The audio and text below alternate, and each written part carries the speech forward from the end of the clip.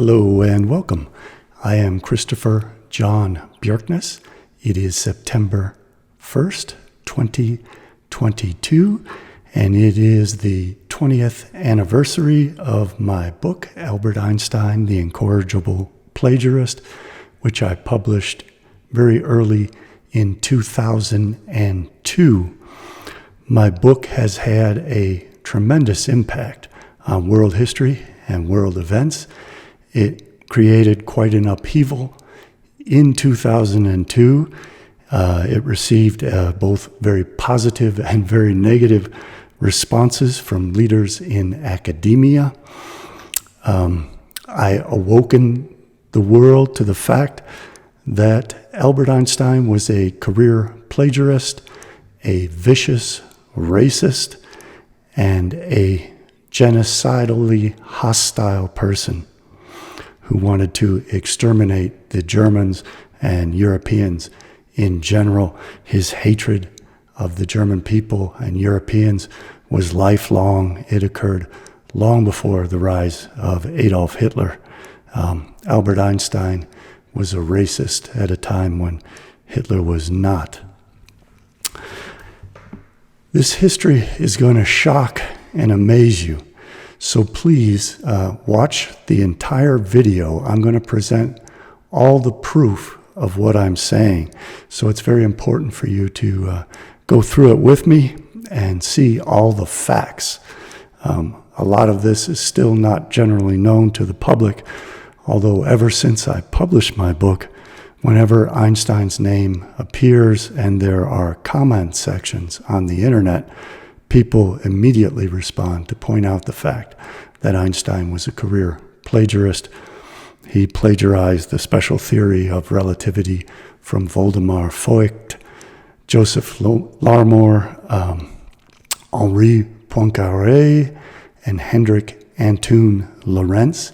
He plagiarized the general theory of relativity from Ernst Mach, Ludwig Lange, David Hilbert, Johann Georg von Soldner, and Paul Gerber, among many others, including Harry Bateman and Henri Poincaré again. The theory of relativity is really Henri Poincaré's theory.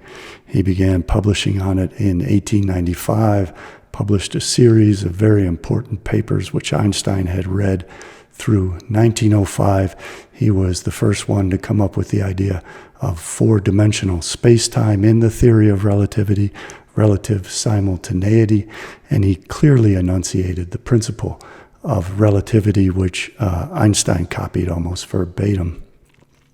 Einstein was very reluctant to admit the fact that he relied upon Poincaré's work and had been falsely given credit for it. Another very important figure in this history, and this is going to be the main theme of what I'm discussing, is a man named Jon Stachel. He published a negative review of my book, Albert Einstein the Incorrigible Plagiarist, in 2003. But he did so after I had alerted him to the fact that I was going to expose some discrepancies in a paper, a famous paper he published in 1997, together with Leo Corey and Jurgen Renn. So that is a very, very significant part of this history, the scandals involving this history, and how I single-handedly changed the international perception of Albert Einstein, both in the common public view and in academia. So let me introduce you to this character, Jon Stachel. He was affiliated with Boston University and the Center for Einstein Studies. He was one of the first editors of the collected papers of Albert Einstein published by Princeton University.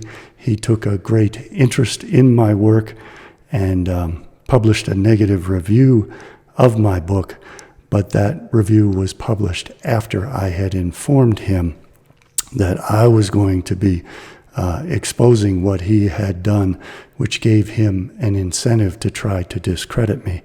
But fortunately, a number of the world's finest physicists came to my defense and joined me in pointing out that Stachel's work on the Hilbert-Einstein priority dispute is fatally flawed, it is baseless, and it is pointless. And it was Professor Friedwald Wienerberg, the famous physicist who is one of the great geniuses of our age and had done substantial and important work on the general theory of relativity. Professor Wienerberg discovered that the evidence that Dr. Stachel had utilized was mutilated, and Dr. Stachel failed to mention the fact that that evidence was mutilated in his sensationalistic article of 1997. So let's meet Dr. Stachel. He has a very interesting past and a very interesting familial history. This is the Wikipedia page for Jon Stachel. It is noteworthy for the lack of information about his biography, and that is very strange because his parents were very noteworthy figures and he had a very interesting past. So I'm going to be filling in some of the details which are missing from the biography and early life of Jon Stachel on his Wikipedia page. There was an encyclopedia article about him which includes some of these details which are present in the FBI file describing his family that was released under a Freedom of Information Act request. That article is available on encyclopedia.com. It states, born March 29th, 1928 in New York, New York, son of Jacob Abraham, a leader of the Communist Party USA, and Bertha Zunzer Stachel, married Evelyn Lenore Wassermann, a social worker, February 8th, 1953, lists his children, lists his ethnicity as Jewish, his education, City College of New York, B.S., 1956, etc. Just so you know that this is the Jon Stachel of whom I speak. These are details about his career, but they don't mention his career in the earlier 1950s when his father was imprisoned for 5 years for attempting to violently overthrow the United States of America. So you can see that it's quite odd, and I think telling that these details are not included in the Wikipedia page on this famous man who is one of the most prominent advocates for Einstein's image and who has been so intimately involved in promoting Einstein, has written books which he almost certainly made money off of on Einstein. So the Wikipedia page on his father, Jack Stachel, is much more detailed and thoroughgoing. Jacob Abraham Jack Stachel, he was known as Jack Stachel, was an American communist functionary who was a top official in the Communist Party from the middle 1920s until his death in the middle 1960s. Stachel is best remembered as one of 11 communist leaders convicted under the Smith Act in 1949, for which he served a sentence of 5 years in prison. And his son John was very active during those 5 years, as we'll see in the FBI report on these two men. Jacob Stachel, known to all his contemporaries by his nickname Jack, was born of ethnic Jewish parents on January 18, 1900 in Galicia, then part of the Austro-Hungarian Empire. Stachel also briefly made his living as a medicine man, a seller of patent medicines. He was not only a communist revolutionary, he was a snake oil salesman who did dupe people into buying dubious, quote-unquote, medicines. He was also a Mad Hatter, a hat maker. I am speaking of Jack Stachel, not John Stachel, John Stachel's father. Stachel left the Socialist Party of America to join the Communist Party, then known as the Workers' Party of America, in the fall of 1923. This is kind of interesting because Jack Stachel took an interest in historical documents that he utilized to discredit people. Historians Irving Howe and Louis Kozar have characterized Stachel in this period as the chief assistant in Lovestone's less savory projects, and charged that he planned and led a raid upon the private apartments of the Trotskyist leaders, rifled through their files, and stole whatever was likely to burn well in the factional fires. The primary source of this information, former factional associate Benjamin Gitlov, notes that the burglary of James P. Cannon's residence was conducted by Stachel and a party comrade named Ravitch, business manager of the Daily Worker, a famous Communist Party organ. The records stolen were then examined by Lovestone, John Pepper, and Stachel at Stachel's residence, with documents deemed damning subsequently published in the party press. So documents were used to discredit those people whom Stachel sought to discredit.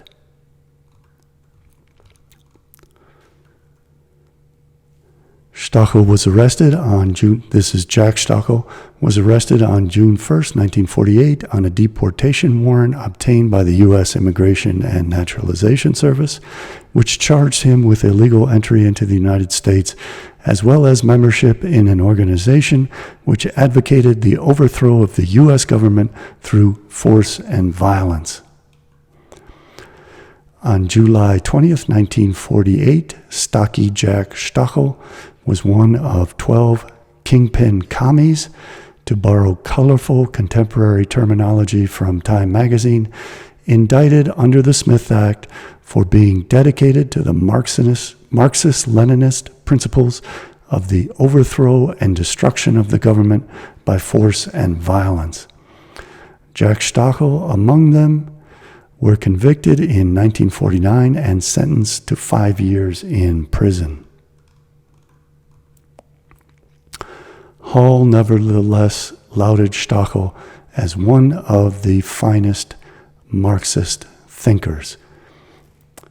John Stachel is also lauded as one of the finest Einstein scholars. The FBI received a detailed report titled Who's Who of National Leaders, Communist Party USA, Central Research Matter by R.W. Smith, dated May 9th, 1963. The Stachel family figured prominently in this report.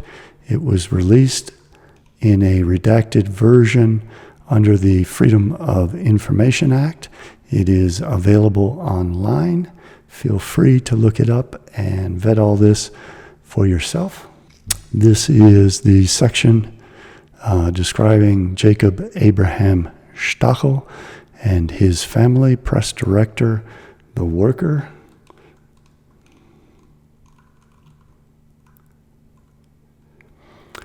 Jacob Abraham Stachel, birth, citizenship, and family background. Jacob Abraham Stachel White was born on either January 13th or 18th or February 8th, 1900 in Oberlin, Galicia, Austria, now in the USSR. The son of Moses and Rose Stachel, both now deceased. His father emigrated to the United States, etc., etc.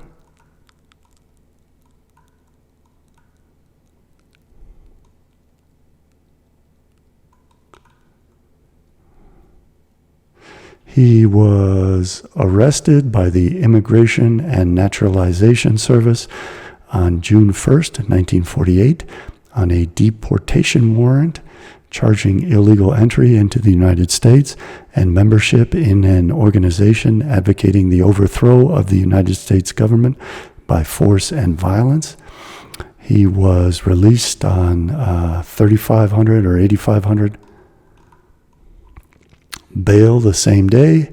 These proceedings were suspended due to his arrest on July 20th, 1948, for violation of the Smith Act. It goes on to describe his membership in various communist organizations and his activities working for the communists against the government of the United States. You can see that it's quite a rap sheet of his endeavors.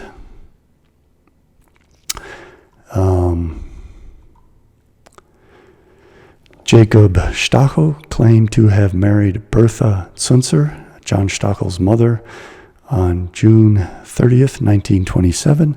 However, no record of this marriage has been located. Zunzer was born in New York on March 8th, 1893, both of her parents having been born in Russia.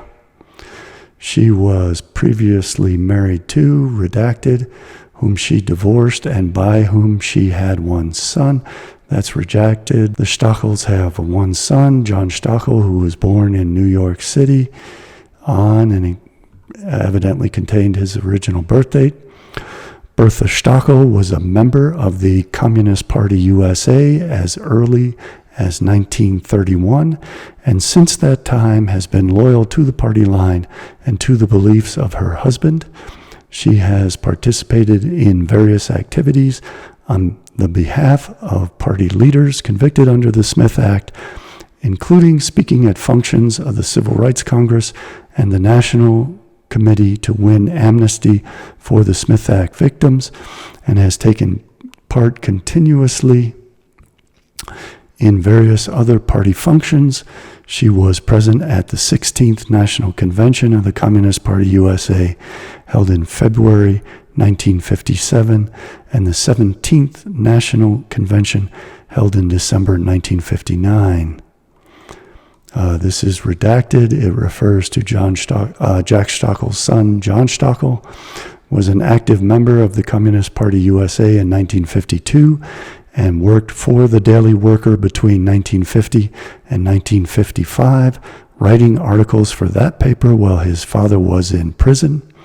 When interviewed by the Bureau in January 1954, he was uncooperative. In 1954, he was active in the Labor Youth League, and during 1954, 1955, and 1956, acted as an instructor at the Jefferson School of Social Sciences. That school was heavily affiliated with the communists. In February 1956, he received a Bachelor of Science degree from the City College of New York, and in March of that year entered Stevens Institute of Technology, Hoboken, New Jersey, as a student and graduate assistant in the physics department. From September 1956 to January 1957, he was treated in New York Hospital, etc., etc. In June 1959, whatever is contained there, left the United States to attend a meeting of physicists in Paris, France. He returned to America in July 1959, and in the fall accepted a job as instructor in the physics department at Lehigh University, Bethlehem, Pennsylvania. In September 1961, was appointed instructor in the physics department of the University of Pittsburgh. In spring of 1962, received an invitation to attend a conference on relativistic theories of gravitation to be held in Warsaw, Poland, then part of the Eastern Bloc of the Soviet Union. In July 1962, information received at that time indicated that would like to visit with Soviet physicists, see Soviet progress in all fields of work, and visit, redacted, a Soviet citizen who is the son of, redacted, of the Communist Party USA, redacted, passport, first issued June 1959, was renewed on February 1962 for a period of 2 years. Redacted, received a 6-month leave of absence from the University of Pittsburgh and left the United States in July 1962. He returned to the United States in December 1962. Redacted, was married on February 8th, 1953. Redacted, in New York City, who was a member of the Communist Party USA in 1955. They have one child. Redacted was in New York City. Redacted was a graduate student at the University of Pittsburgh, 1962. None of these details are recorded in Jon Stachel's bio on the Wikipedia page. One of several of the world's most prominent theoretical physicists who wrote to me after the release of my book in 2002 was Professor Friedvart Winterberg. He endorsed my book, congratulated me on my book, and thanked me for writing my book.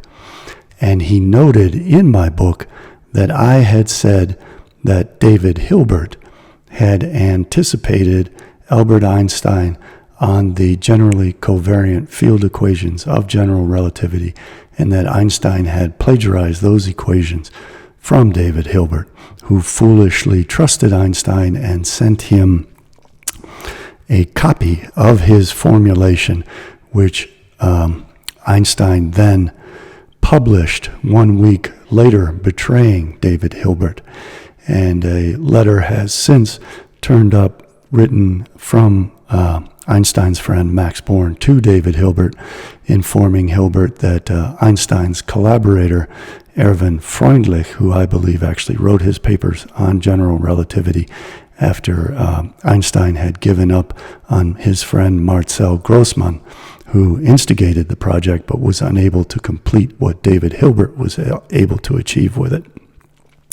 That letter informed Hilbert that Einstein was copying Hilbert's formulation, that Einstein's formulation was now exactly what Hilbert had arrived at before him, and that Einstein had view of Hilbert's equations before plagiarizing them.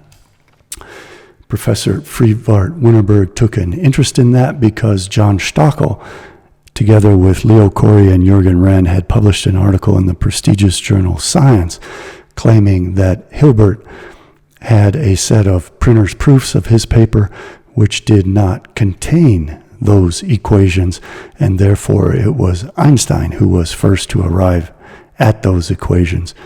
This again was claimed even after Einstein had written to Hilbert admitting that he had received his equations and claiming that he had arrived at the same equations, which was a lie, but before that letter from Max Born had turned up. Friedvart Winterberg wanted to investigate Corey, Renn, and Stachel's claims that the printer's proof did not contain those equations. He was shocked and alarmed when he received photocopies of those proofs, which demonstrated that they had been mutilated, and they were mutilated in such a way that cut out the exact portion in the printer's proofs which correlated to the printed edition where the equations appeared that Corey, Renn, and Stachel falsely claimed did not appear in those printer's proofs. Professor Winterberg was so stunned by this because in their article in Science in 1997, Corey, Renn, and Stachel did not mention the fact that the printer's proofs had been mutilated to remove the exact equations which they claimed were missing from the proofs, which rendered their entire thesis baseless and pointless. Furthermore, Professor Winterberg proved that the remainder of the paper demonstrated that Hilbert had arrived at the correct equations, and you could interpolate from the other equations and the other principles that Hilbert had outlined in the remainder of the mutilated proofs, which proved that he had the correct equations. And Tillman-Sauer arrived at the same conclusion, I think, in 1998. On the basis of what Professor Winterberg had informed me of and his proofs of all of the mathematical derivations of the equations, which can be easily deduced from the remainder of the printer's proofs, I wrote to Corey, Renn, and Stachel, and I informed John Stachel that I was going to publish on this and expose what they had done. But before doing so, I wanted to get his answer as to why they failed to mention that the proofs were mutilated in their sensationalistic article, Belated Decision in the Hilbert-Einstein Priority Dispute, Science, Volume 278, 14 November 1997, pages 1270 to 1273. And I asked each of them, as I documented, on September 30th, 2002, almost 20 years ago to the day today. I asked each of them, would you please state for the record why you elected to avoid mention of the fact? And that date is significant because that proves that it was several months before Jon Stachel published his negative review of my book, Albert Einstein the Incorrigible Plagiarist, in which he failed to mention the fact that I had written to him and informed him that I was going to expose what he had done, which gave him an incentive to try to discredit me, which he did try to do with his negative review of my book months later. Would you please state for the record why you elected to avoid mention of the fact in your above referenced article in the journal Science that this document manuscript David Hilbert 634, is in an incomplete copy which has been mutilated at some point in its history to remove the upper portion of one sheet, thereby removing the printed matter atop pages 7 and 8, and with it equation 17. Dr. Stachel has since responded. He confirms that document 634 has been mutilated at some point in its history. He knows not when, but it was prior to the publication of their article. His explanation for the failure to mention the fact is that the paper in Science was an incomplete and preliminary report. I pointed out to him that his statement appears to contradict the face of the article itself. My reply to his response states, among other things, your statement contradicts the face of the article, which makes the following statements. Belated decision, which indicates without further explication that a final judgment has been reached after a, quote, close analysis. This belated decision contradicts that which you acknowledge to be the commonly accepted view, presently accepted among physicists and historians of science. It was widely known that Einstein had plagiarized Hilbert, though they don't always say that it was a case of plagiarism. Jagdish Mehra, Kip Thorne, and others had acknowledged the fact. Stephen Hawking, too, acknowledged the fact that Hilbert was first to the equations, Einstein was second. So this belated decision contradicts that which you acknowledge to be the commonly accepted view, presently accepted among physicists and historians of science. So contradicting that view, you would think they would have to have solid evidence instead of having a baseless set of proofs which have been mutilated to remove the very section they claimed the proofs did not contain. You avow that detailed analysis of these proofs enabled us to construct an account that radically differs from the standard view. They were making this radical differentiation from the standard view based upon a set of mutilated proofs, and they did not inform the public that the proofs had been mutilated. I fail to see how you could not have noticed that the top section of a sheet of this document had gone missing while conducting your detailed analysis. I could not find any statement in your paper that it was a, quote, preliminary and incomplete report.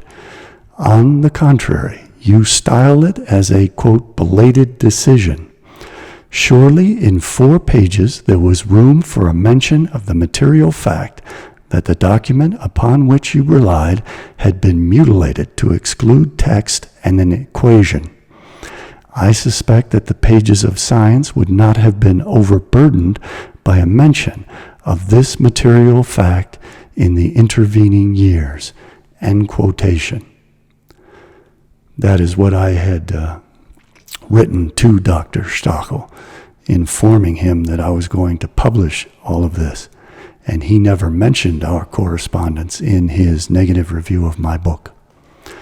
Dr. Stachel has mentioned that he has since made mention of the mutilation in Hilbert's Foundation of Physics, from a theory of explanation to a constituent of general relativity, preprint 118 of the Max Planck Institute for Wissenschaftsgeschichte, 1999, and he states that he notes the missing portion of printed page 7 of document 634 with note 72 on page 33, and that of printed page 8 with note 40 on page 17.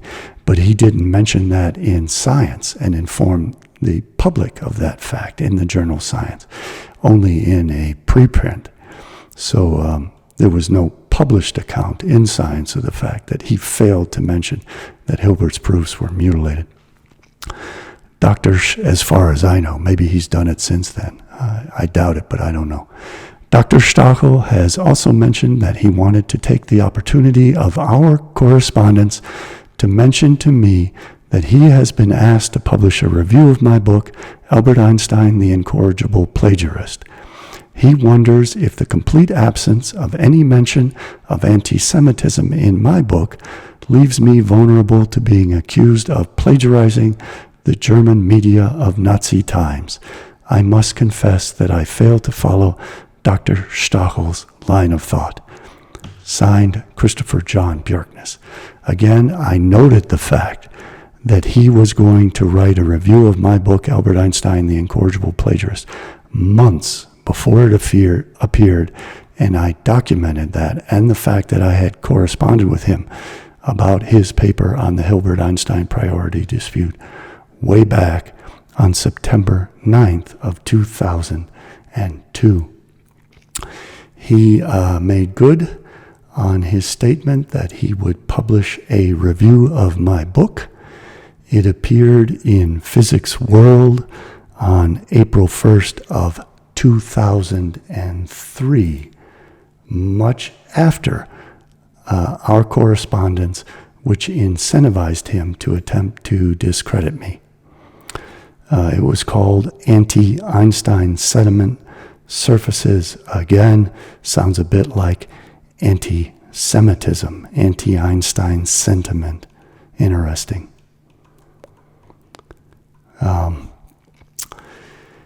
He noted the fact that I had created quite an international stir with my book. Its publication by a vanity publisher has brought Bjerknes appearances at bookstores, articles in newspapers and magazines, recommendations on several websites, to mention just a few of the 355 items that a search on Google did reveal. This was back in the early days of Google. It's probably now in the millions. This book is primarily an industrious compilation of citations taken from various points of the intellectual compass. Well over half of the book consists of quotations in English and various original languages with source notes, all duly accurate as far as I checked. The one glaring exception is of a supposed quotation from Einstein that appears on the front cover of the book. The secret to creativity is knowing how to hide your sources, for which no source is given. It would be unusual for the cover of a book to include reference notes, but for Jon Stachel's benefit, let me show you two sources out of thousands of sources which cited that quote, but these are two which appeared years before my book, again, among many others that appeared before my book. This is significant because people have falsely accused me of lying and manufacturing this quote in my book of 2002. Jon Stachel's colleague, Alberto Martinez, wrote to me inquiring about this. So it's important to clarify that I in no way am the source of this quote. Instead, it was published by numerous people years prior. This is one from 1997, Maria Caridad Gelabert, in her doctoral dissertation presented to Cornell University. Here is another prominent instance, which if Dr. Stachel had investigated the matter, would have demonstrated to him that this was a quote sourced by others before me, that I was not the originator of this quote. The secret to creativity is knowing how to hide your sources. Copyright 2000 by Scott Thorpe. This is quoting Stachel's negative review of my book. The citations fall into three broad classes. First, there are those from the traditional anti-Einstein literature. They range from Nobel Prize winners like Johannes Stark. Stachel made that up. I did not cite Johannes Stark in my book. I requested that Jon Stachel provide a page number and a quotation, which he does not do in his negative review, because he could not do it because there was no such citation in my book. It appears that he is trying to imply some connection to anti-Semitic outbursts. Bjerknes does not cite their anti-Semitic outbursts or mention their Nazi connections. I could not have done that with Johannes Stark because I did not mention him at all. Philip Leonard did have Nazi connections. Paul Weiland did publish literature which was anti-Semitic, but Ernst Gerke warned Arvid Reuterdahl about Paul Weiland. My book was not about Nazism. It was not about anti-Semitism. It was about Albert Einstein's plagiarism. Albert Einstein is not indemnified or exonerated for his plagiarism by the fact that the Nazis accused him of his crimes. The Nazis accused him of his crimes because he committed those crimes, and he is not relieved of the burden of guilt for committing those crimes by the fact that the Nazis accused him of his crimes. Instead, they were able to accuse him of his crimes. Jon Stachel is free to write his own books on anti-Semitism and Nazism, and Jon Stachel has honorably mentioned the fact that Albert Einstein was a racist in the early 1920s, prior to Adolf Hitler becoming Chancellor of Germany in 1933. So we can see that Jon Stachel's scholarship was very shoddy. He falsely alleged that I had cited Johannes Stark when I had not. He made it appear that this quotation was dubious and originated from me, when it had not. His research was also very shoddy on the Hilbert-Einstein priority dispute, where he failed to mention the fact that his evidence had been tampered with and destroyed. Another of the authors of that article on the Hilbert-Einstein priority dispute was Jurgen Renn. Renn is also a quite famous Einstein scholar, but he inexplicably participated in this baseless article refuting Hilbert's priority when he himself had arrived at the conclusion that Einstein had plagiarized Hilbert. So he needs to explain why it is that he changed that opinion based upon mutilated proofs which do not serve as evidence of anything. They are a baseless source that these men utilized to dispute Hilbert's priority. Quoting from this article, it states, quoting Jurgen Renn, one of the co-authors, together with John Stachel and Leo Corey, quote, "I had personally come to the conclusion that Einstein plagiarized Hilbert. Einstein plagiarized Hilbert," said co-author Jurgen Renn of the Max Planck Institute for the History of Science in Berlin. Again, he was revising history based upon mutilated evidence and did not inform his readers of the fact that the evidence had been mutilated, and it was mutilated in the exact position on the proof where in the printed edition the equation that he claimed was missing appeared. So it obviously appeared in that place in the printer's proofs. The, quote, "conclusion is almost unavoidable," close quote. Renn said, quote, "that Einstein must have copied from Hilbert." Renn had no basis for revising that opinion. Instead, he made baseless allegations that the printer's proofs did not contain those equations, but failed to mention the fact that they had been mutilated and could not serve as evidence of that baseless claim. Professor Winterberg and I engaged in an extensive correspondence, spoke frequently, almost daily on the phone, from 2002 through 2005. And we worked together on his discovery that Hilbert's proofs had been mutilated, and his insights into the fact that the remainder of the mutilated proofs proved conclusively that Hilbert had the equations before Einstein. I did most of the historical research and looking through the journals at the papers that Einstein had published, and I found proof from the editorial staff as well as from Einstein of the fact that as late as November 18th, 1915, which was after Einstein had learned of Hilbert's equations, Einstein did not have the correct equations, and the editor pointed out that fact in the journal where Einstein was publishing his papers, that he was still relying upon his old incorrect equations, which lacked the proper trace term of the energy momentum tensor, which Hilbert was able to deduce. Einstein later introduced the energy momentum tensor that Hilbert had deduced in a subsequent paper that was submitted on November 25th after Hilbert had submitted his lecture on November 20th. Einstein was in a rush to plagiarize it.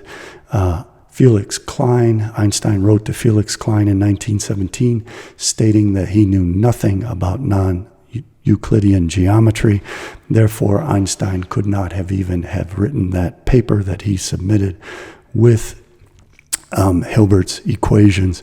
Instead, I believe Einstein relied upon his friend Erwin Freundlich to write that paper and try to inductively introduce Hilbert's equations. They were unable to deduce them. They lacked the intellect or the insight to deduce them, which Hilbert had.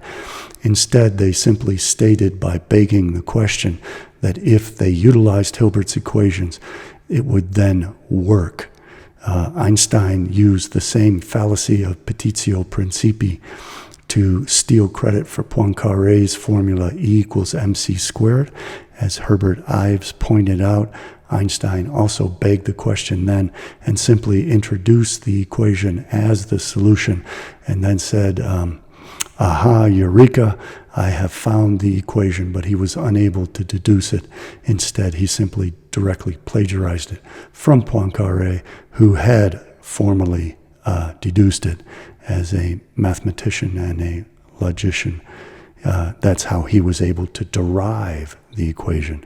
Einstein simply copied it and inductively induced it instead of deductively arrived at it. So Professor Winterberg and I collaborated. He submitted his article to Science. Science refused to publish that article. I published his findings in my book of 2003, Anticipations of Einstein in the General Theory of Relativity. This book is now a collector's item. I've seen it selling for in excess of $1,500. It also contains Professor Winterberg's insight into Einstein's fudging of the equations on November 18th in his paper on the perihelion motion of the planet Mercury. He plagiarized Paul Gerber's equations for that perihelion motion. His equations are an exact copy of Gerber's equations from 1898. Again, Einstein was unable to deduce those equations. Since he was utilizing Marcel Grossman's equations, which lacked the proper energy momentum, trace term of the energy momentum tensor, he had to, and this is Professor Winterberg's insight, not mine, he had to treat the sun as if it were composed of electromagnetic radiation instead of mass, which would have made the deflection of light around the edge of the sun 4 times as great as the Newtonian prediction. And since Einstein wanted to copy Johann Georg von Soldner's derivation that the deflection of a ray of light grazing the limb of the sun ought to be twice the Newtonian prediction, Einstein was forced to introduce a fudge factor of half of the solar mass into his equations. And again, that is Professor Winterberg's insight, which I incorporated in my book in 2003, Anticipations of Einstein, on my chapter on Paul Gerber.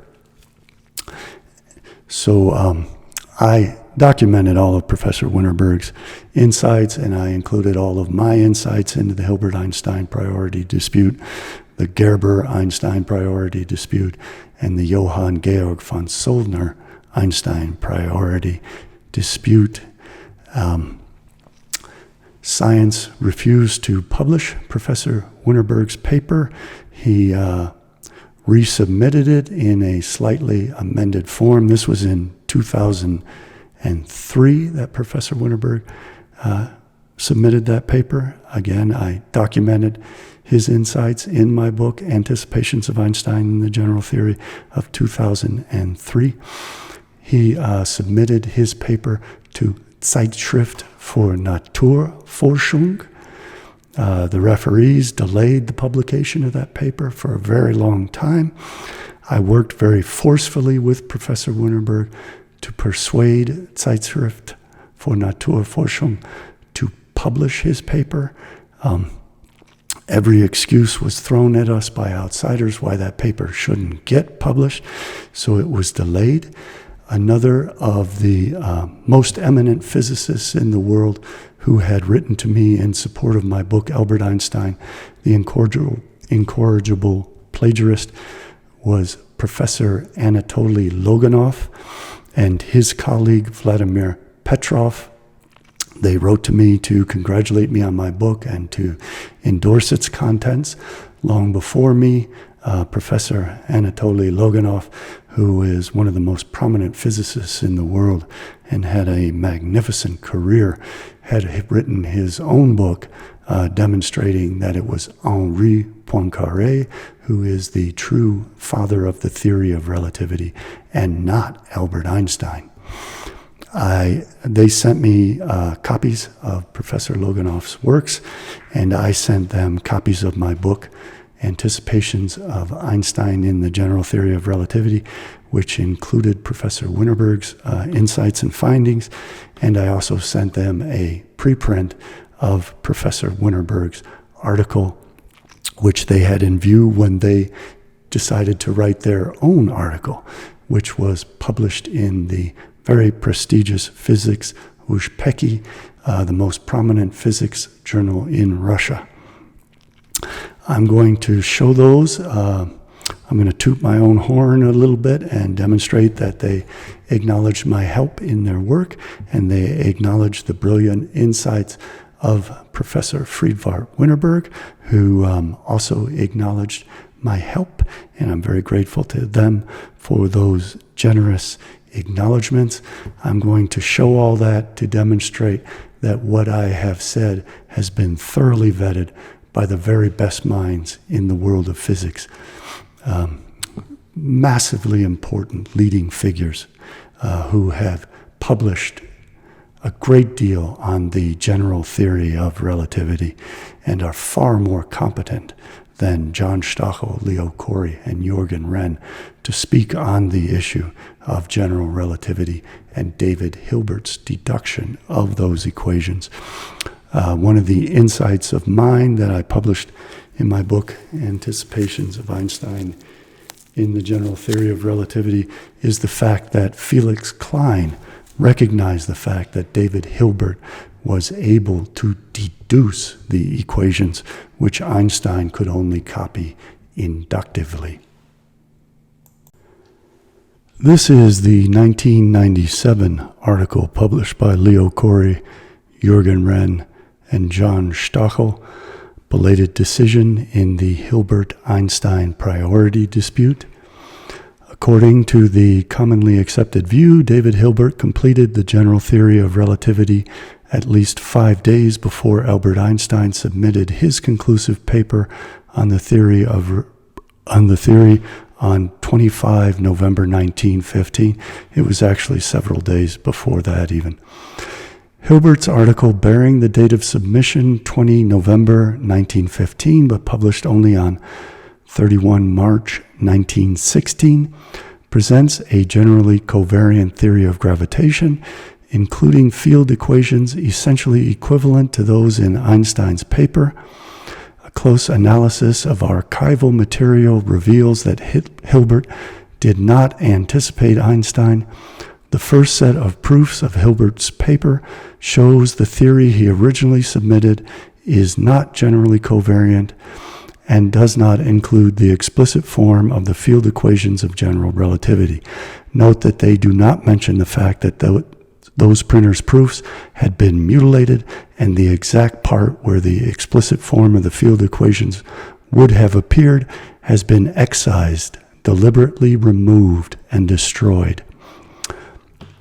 They also note the fact that it is the commonly accepted view that David Hilbert had the equations before Einstein, and they were attempting to refute that standard accepted view, and their refutation is baseless, but they do not let their readers know that the refutation is baseless. They do not inform their readers that their supposed evidence has been mutilated. And there are a number of people who were involved in the development of the general theory long before Albert Einstein. The whole theory, as it eventually evolved, is based on Riemann's geometry, which was decades before. Henri Poincaré hinted at what was to come. Harry Bateman and others worked on general relativity before Einstein copied Hilbert's equations. Marcel Grossmann made massive, unacknowledged contributions to what Einstein laid claim to in 1916. And he failed to acknowledge all that his friend Marcel Grossmann had contributed. And I suspect that the paper that eventually appeared in March of 1916 was written not by Einstein, but by his friend Erwin Freundlich, who actually understood non-Euclidean geometry, which Albert Einstein admitted to Felix Klein in 1917 he had never worked on up until that point, which was 2 years after he supposedly had arrived at these equations before Hilbert. It's farcical. They did show the cover sheet of the printer's proofs, but they did not show the mutilated pages, which they were obliged to show in order to inform their reader that their claims were baseless. They can claim that the equations weren't there, but the equations had been cut out to remove them. This is Professor Friedwart Winterberg's article refuting Corey Renn and Stachel's sensationalistic paper. Professor Winterberg was forced to submit this to Zeitschrift für Naturforschung after Science had refused to publish it, and there was a great delay between the time at which he submitted it and when it eventually appeared in 2004. And we worked together very hard to get it published because it was so important. Professor Winterberg proved that the printer's proofs had been mutilated.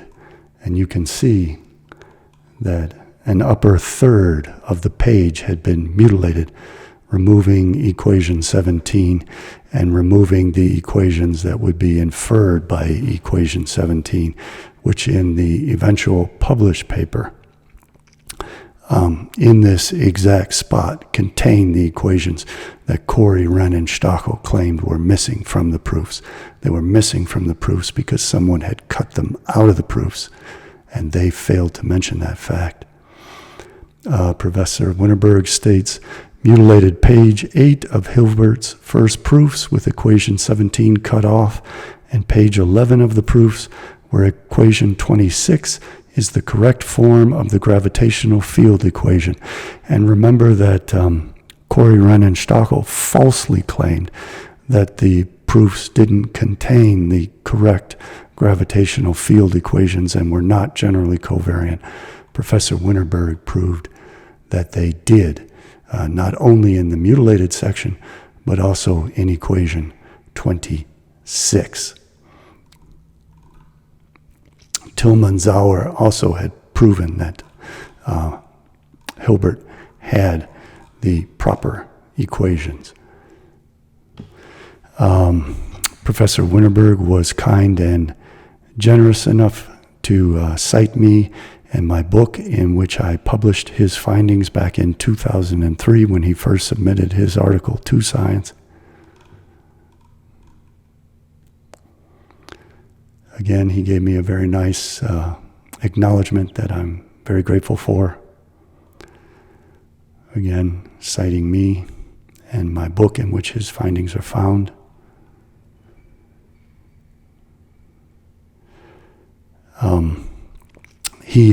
I had sent on his behalf a preprint of this article to Professors Anatoly Loganov, Mestvirishvili, and Petrov, who then subsequently published a very fine article also refuting Corey, Renn, and Stachel's paper.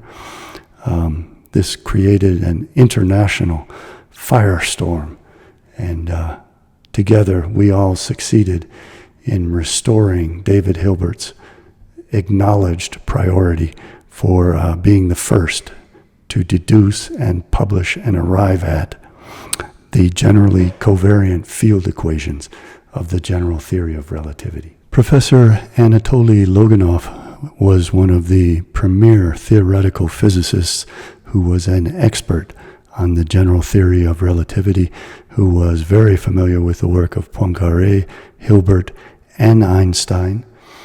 He followed up on the work of Professor Winterberg and my work, and here is his Wikipedia page. He was a Soviet and Russian theoretical physicist, academician of the USSR Academy of Sciences and Russian Academy of Sciences.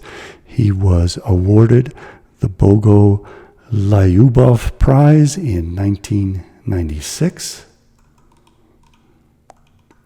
He created his own relativistic theory of gravitation after studying works of Poincaré, Lorentz, Hilbert, and Einstein in great detail.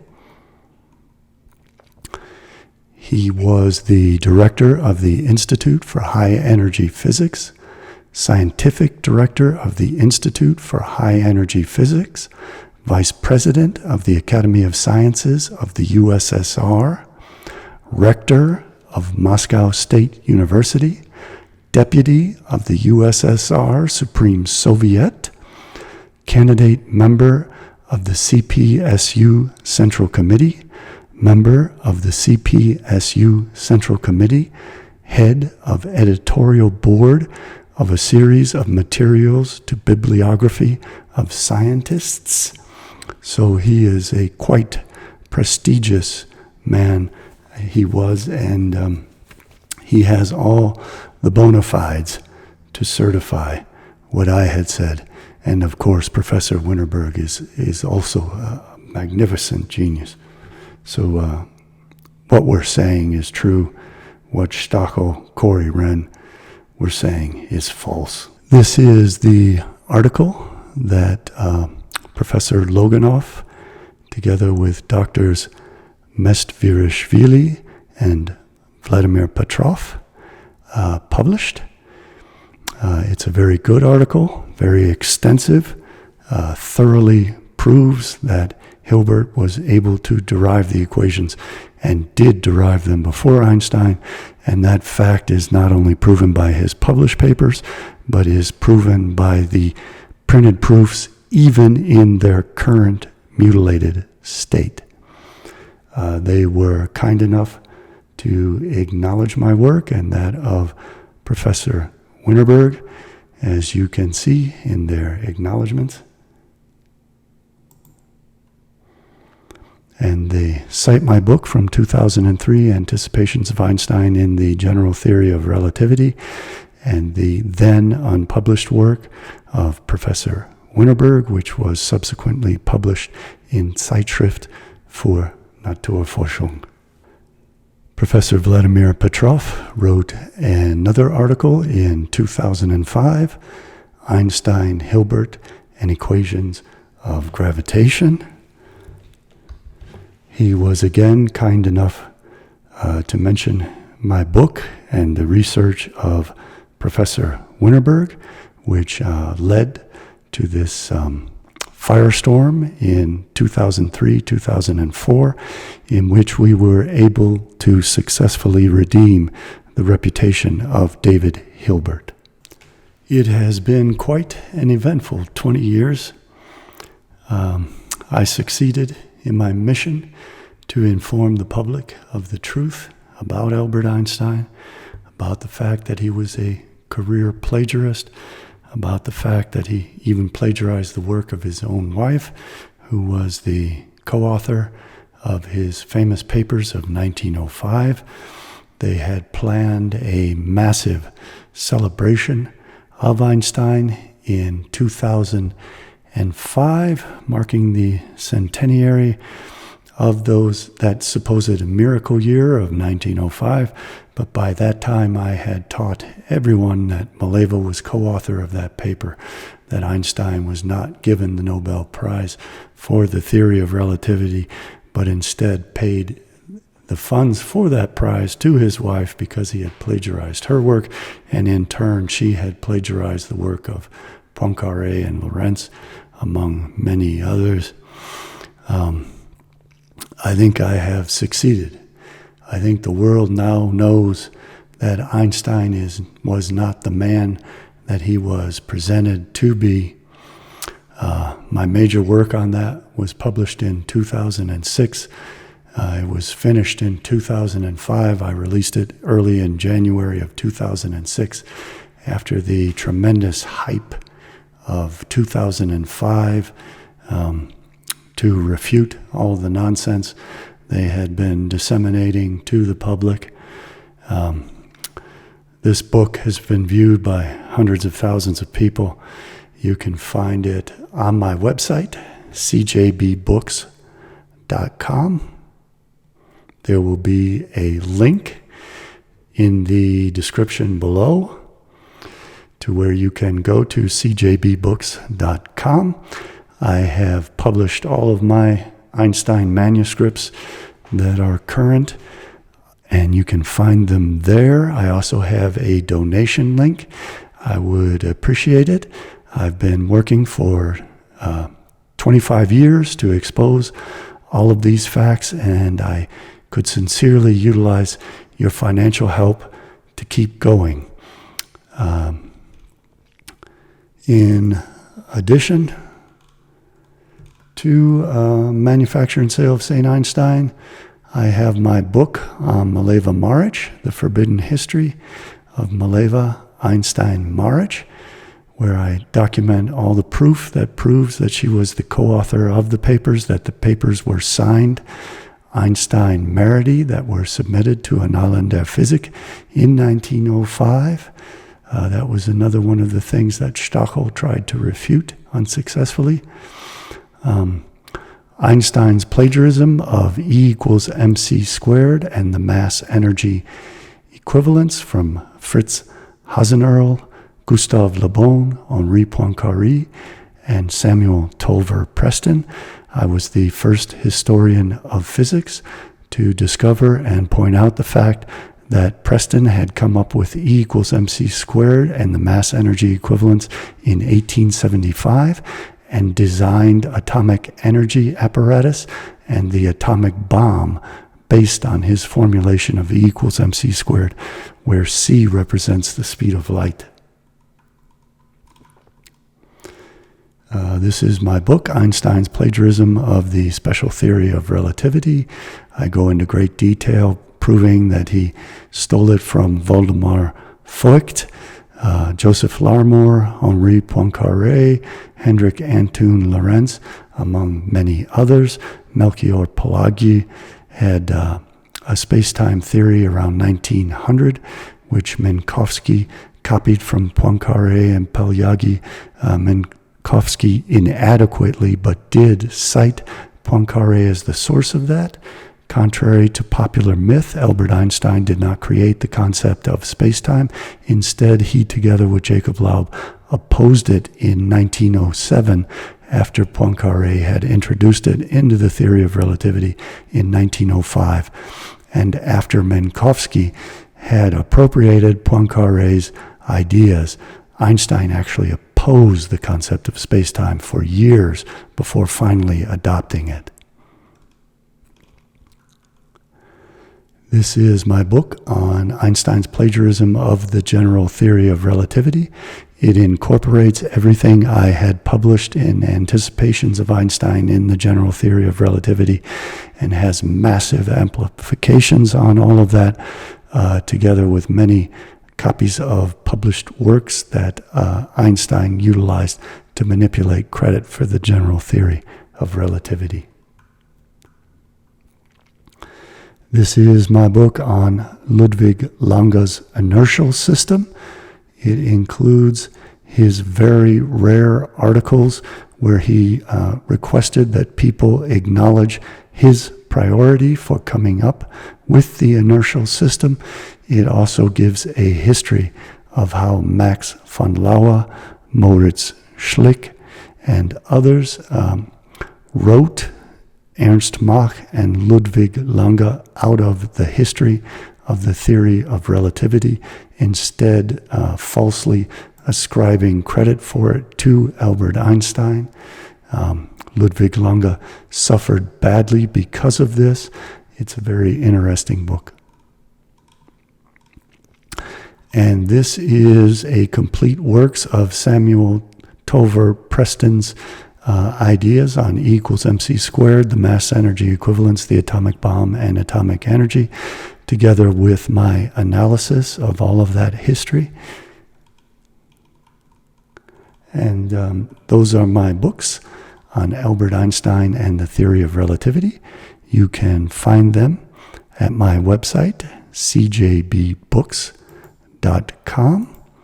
Again, I'd appreciate it if you would go and check out my books. I think you'll find them fascinating. Very, very well researched. They have been vetted by the highest scholars in the world who have written to me congratulating me and thanking me for putting out the facts, especially in light of what is known as the Einstein terror. The sycophants who promote Albert Einstein have threatened many scholars with physical violence. They have ruined their careers. Einstein and his friends publicly defame people with falsehoods. Throughout Einstein's life, he was accused of being a career plagiarist, and his response, instead of providing factual evidence to the contrary, was to defame his critics and work with the press and his friends in academia to destroy them personally. Again, it is referred to as the Einstein terror. The famous physicist Stepan Maharovich was one of those whose life was threatened for providing the public with the knowledge that Albert Einstein had plagiarized the theory of relativity from Henri Poincaré and Hendrik Antoon Lorentz, as well as Paul Gerber and Johann Georg von Zollner. There were many people who have experienced this in the Soviet Union. It was effectively a crime to criticize the theory of relativity or Albert Einstein. Those who did were put into the political psycho prisons, where psychiatrists would mutilate their brains through surgery and through poisonous drugs.